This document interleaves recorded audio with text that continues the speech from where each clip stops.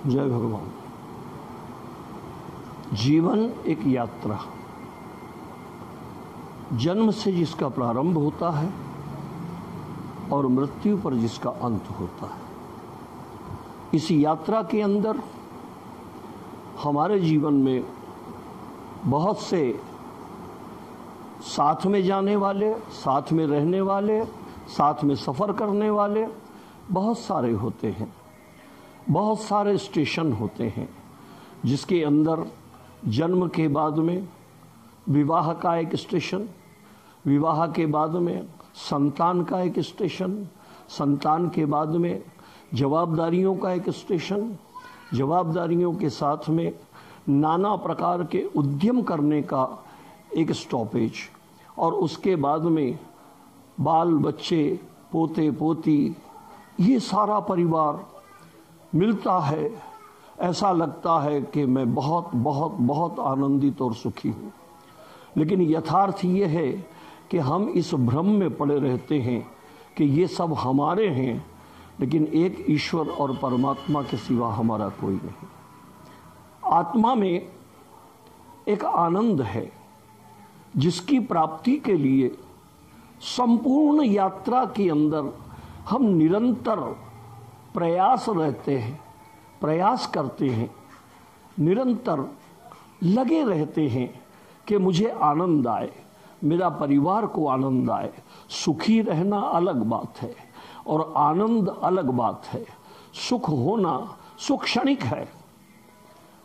किसी वस्तु की प्राप्ति के लिए मन दौड़ता है, बहुत दौड़ता है, बहुत दौड़ता है, बहुत दौड़ता है, लेकिन जब वो प्राप्त हो जाती है तो कुछ देर के लिए सुखी हो जाता है, प्रसन्न हो जाता है।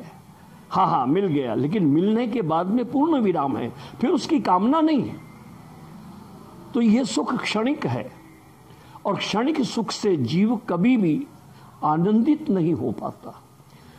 आनंद प्राप्त करने के लिए अपने स्वरूप को देखना बहुत जरूरी है। मैं कौन हूं, मैं क्यों हूं, मैं यहां किस लिए आया हूं, मेरे आगमन का हेतु क्या है। क्या खाली खाने, कमाने, झगड़ने, रोने और गाने के लिए आया हूं? अगर इसलिए आया है तो तेरी जिंदगी बेकार है। जीवन जो है अपने आप को देखने का नाम। मैं अपने स्वरूप को देखूं। वेदांत के अंदर 3 श्रुतियां पढ़ने में, सुनने में आती है, और है वो अहम ब्रह्मास्मि, मैं ब्रह्म हूं, शिवोहम, मैं शिव हूं, तत्वमसि, सबका तत्व अगर कोई है तो वो मैं हूं। ऐसी बातें सुनने में आती है। जो सुनने की नहीं है वो अनुभव करने की है। अपने आत्मा के शिव को जगाने के लिए, शिव का अर्थ है कल्याण। शिव का मतलब कुछ भी नहीं, केवल कल्याण, अपना कल्याण, अपनी आत्मा का कल्याण, अपने विचारों का कल्याण, अपनी भावनाओं का कल्याण, अपने शब्दों का कल्याण, अपने कर्म के द्वारा अपना कल्याण किया जाता है। इसलिए उसको कहते हैं शिवो हम। अगर मेरे अंदर शिव उत्पन्न हो गया है, अगर मेरे अंदर शिव का प्रागट्य हो गया है, अगर मेरे अंदर शिव का जन्म हो गया है, तो निश्चित ही मैं उस शिव का दर्शन, अपने आत्मा का दर्शन करूंगा और आत्म दर्शन करके अपने अंदर उस परमानंद, उस ब्रह्मानंद, उस अखंडानंद को प्राप्त करूंगा, जिसे प्राप्त करने के लिए योगी योग करता है।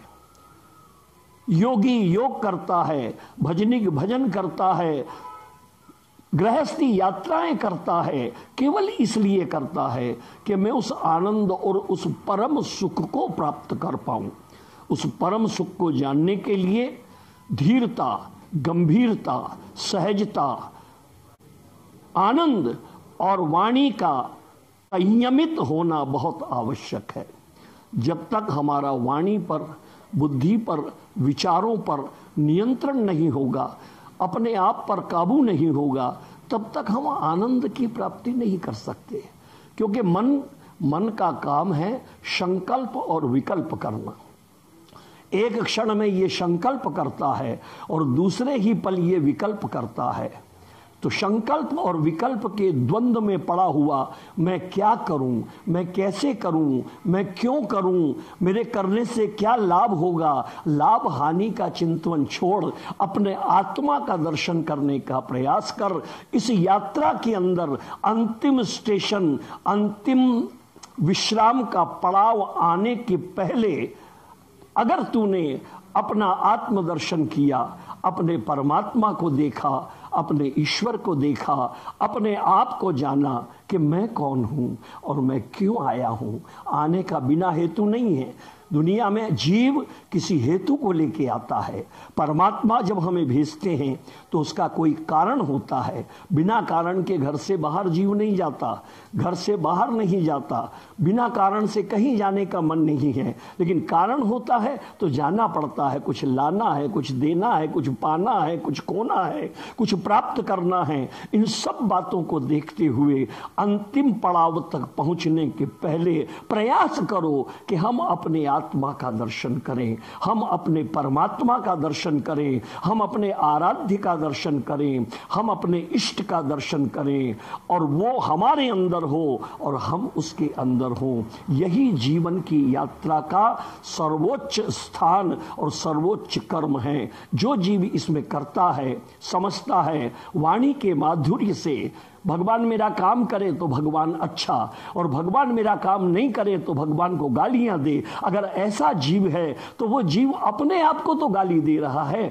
अपने आप को बुरा कह रहा है। क्योंकि परमात्मा तो मेरे अंदर, तेरे अंदर व्याप्त है, जो सर्वत्र व्यापी है, जो कण कण रोम रोम में व्याप्त है, उसे अपशब्द कह करके क्या तुझे आनंद की प्राप्ति हो सकती है? कदापि नहीं।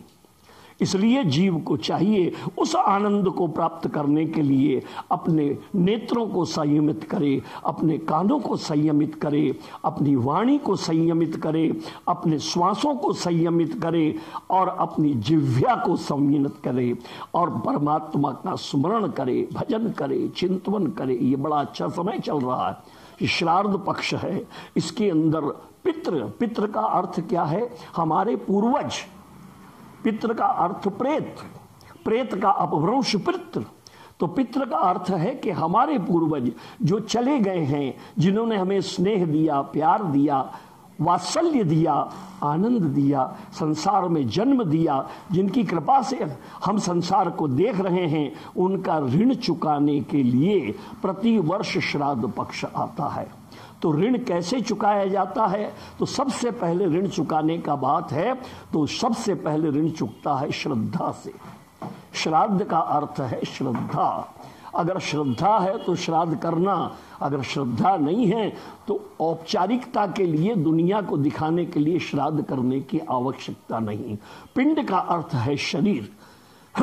पिंड का दान करने का अर्थ है उस जीवात्मा को पुनः शरीर की प्राप्ति हो, इसलिए यह पिंड दान किया जाता है। और वो अच्छी जगह, अच्छी योनि के अंदर उसका जन्म हो, इसलिए पिंड करते हैं। उसकी आत्मा तृप्त हो और वो खुद तृप्त हो, इसलिए। तो पहला है श्रद्धा, दूसरा है दान, तीसरा है सत्कर्म, चौथा है भावना और पांचवा है प्रार्थना। ईश्वर से प्रार्थना करो कि हमारे पूर्वजों को हे भगवान अपने चरणों में रखकर सद्गति प्रदान करें। यह यात्रा हमारी तभी पूर्ण होगी जब हम अपने सारे कर्मों को पूर्ण करते हुए भगवत चरणारविंद में अपने मन को लगाएंगे। इसलिए इस यात्रा के अंदर आप और हम सभी सम्मिलित हैं। परमात्मा इस यात्रा को मंगलमयी बनाए, आनंदमयी बनाए, प्रेममयी बनाए। इन्हीं शब्दों के साथ में जय भगवान।